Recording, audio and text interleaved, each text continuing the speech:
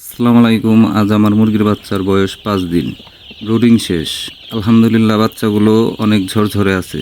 তাই আজ রানীক্ষেত প্রথম ভ্যাকসিন ডোজটা করে দেব। ভ্যাকসিন 4 ধরনের করা যায়। সবচাইতে কার্যকরী উপায় হইতেছে আপনি যদি চোখে ভ্যাকসিন করে দিন। নতুন যারা খামারি ভাই আছেন তারা রানীক্ষেত ভ্যাকসিন প্রথম ডোজটা আপনারা কষ্ট হলেও চোখে দিয়ে দিবেন। মুরগি সুস্থ রাখার এটাও একটা প্রথম ধাপ। যারা নতুন উদ্যোক্তা আছেন, নতুন খামারি ভাই আছেন, অনেকেরই মনে প্রশ্ন থাকে ব্রুডিং কয়দিন করব। আপনার মুরগি যদি সুস্থ থাকে তাহলে আপনি 5 দিনে বা 4 দিনেও ভ্যাকসিন করতে পারেন।